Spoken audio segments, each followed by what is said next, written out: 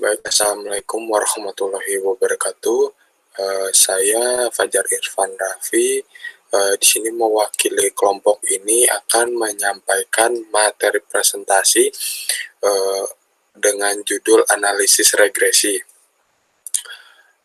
Pada penjelasan kali ini ada 3 pembahasan. Yang pertama adalah pengertian regresi. Yang kedua adalah jenis-jenis regresi, dan yang ketiga adalah penerapan regresi pada kasus-kasus tertentu. Baik, untuk penjelasan pertama adalah pengertian regresi. Analisis regresi adalah salah satu bentuk pemodelan prediktif atau teknik yang digunakan untuk menyelidiki hubungan antara variabel dependen dan independen. Teknik ini digunakan untuk forecasting atau peramalan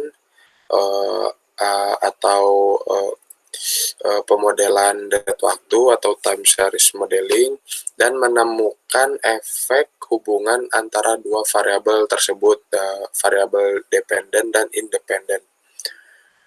Analisis regresi ini merupakan analisis lanjutan yang digunakan untuk memprediksi seberapa jauh perubahan nilai suatu variabel lain, sehingga analisis regresi dapat membantu dalam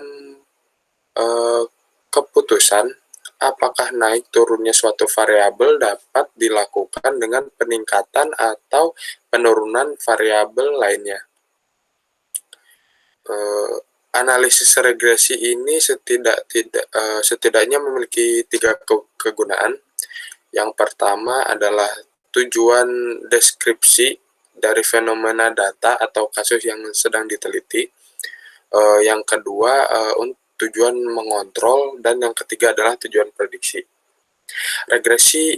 Model regresi ini mampu mendeskripsikan fenomena data melalui terbentuknya suatu model hubungan yang bersifat numerik.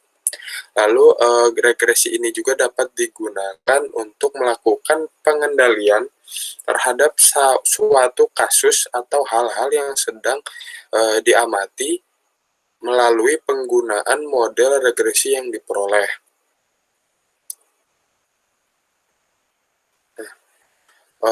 Dalam suatu model regresi, kita akan menemukan beberapa koefisien. Yang koefisien ini pada model regresi sebenarnya adalah nilai duga parameter di dalam model regresi untuk kondisi sebenarnya atau true condition. Sama halnya dengan statistik rata-rata pada konsep statistika dasar. Hanya saja koefisien-koefisien ini digunakan oleh model regresi adalah suatu nilai rata-rata yang berpeluang terjadi pada variabel-variabel dependen bila suatu variabel independen diberikan. Nah, koefisien tersebut dibedakan menjadi 2 macam. Yang pertama adalah intercept. Intercept ini merupakan nilai rata-rata pada variabel dependen apabila nilai variabel independen bernilai 0. Lalu yang kedua adalah slope. Slope merupakan suatu nilai yang menunjukkan seberapa besar kontribusi atau sumbangan yang diberikan suatu variabel independen terhadap variabel dependen. Nilai slope dapat pula diartikan sebagai rata-rata pertambahan atau pengurangan yang terjadi pada variabel dependen untuk setiap peningkatan satu satuan variabel independen. Berikut contoh model regresi. Contoh model regresi ini regresi linear. Pada model regresi ini linear ini angka 9,4 merupakan intercept, lalu 0,7 tersebut adalah slope, sedangkan E adalah error. error di sini bukan dalam artian error rusak atau hancur atau kacau, namun dalam konsep statistika, error ini merupakan semua variabel atau semua hal kemungkinan yang akan mempengaruhi variabel terikat dependen yang diamati oleh peneliti. Selanjutnya, macam-macam atau jenis-jenis regresi. Yang pertama, berdasarkan banyaknya variabel peubah, model regresi ini dibagi menjadi dua macam. Yang pertama adalah regresi sederhana, dan yang kedua adalah regresi berganda. Regresi sederhana ini digunakan untuk melibatkan hanya satu variabel dependen dan independen.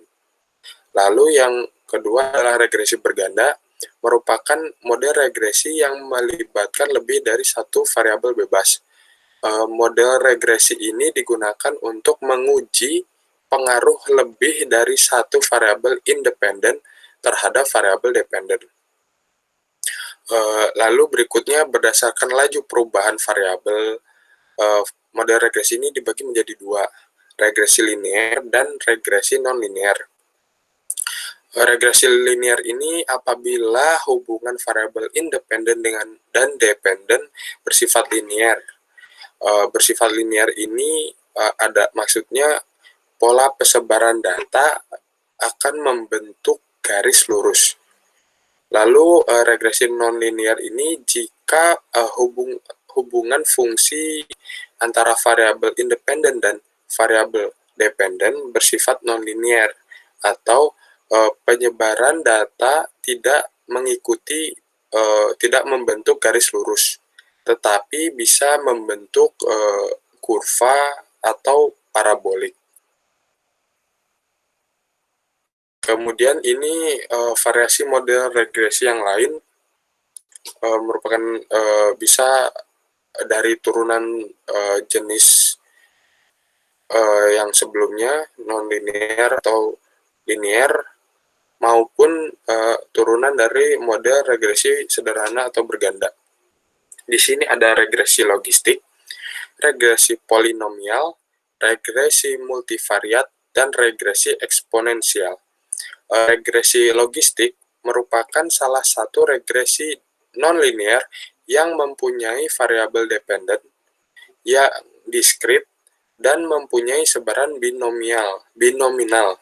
Sedangkan variabel independennya dapat terdiri dari variabel yang kontinu, diskrit, dikotomus, atau gabungan dari ketiga ini. Lalu ada regresi polinomial. Regresi polinomial ini merupakan regresi linear yang berganda, yang akan dibentuk dengan menjumlahkan pengaruh variabel independen yang dipangkatkan secara meningkat sampai orde ke K. Lalu ada regresi multivariat. Regresi multivariat ini adalah metode pengolahan variabel variabel dalam jumlah banyak, di mana tujuannya adalah untuk mencari pengaruh variabel-variabel tersebut dalam suatu objek secara terus-menerus atau simultan dan serentak. Lalu ada regresi eksponensial. Regresi eksponensial ini merupakan model regresi yang dimana variabel independen berfungsi sebagai pangkat atau eksponen. Berikutnya ada contoh kasus penerapan regresi. Di dalam contoh penerapan regresi ini digunakan model regresi linear dengan tema persepsi wisatawan mengenai penurunan kualitas daya tarik terhadap minat berkunjung. Terdapat dua variabel, variabel independen dan variabel dependen. Variabel independen ini kualitas daya tarik, dan variabel dependen ini variabel minat berkunjung. Tujuannya adalah untuk mengkaji persepsi wisatawan mengenai penurunan kualitas daya tarik wisatawan serta pengaruhnya dalam minat berkunjung. Jadi, variabel independen kualitas daya tarik dan variabel independen minat berkunjung.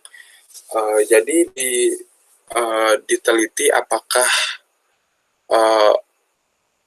hubungan kualitas baik maupun penurunan atau kenaikan daya tarik ini mempengaruhi variabel dependen yaitu minat berkunjung.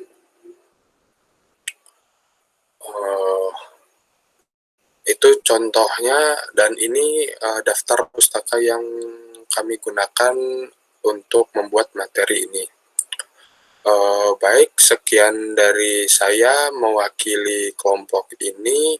Kalau ada salah kurangnya mohon maaf. Assalamualaikum warahmatullahi wabarakatuh.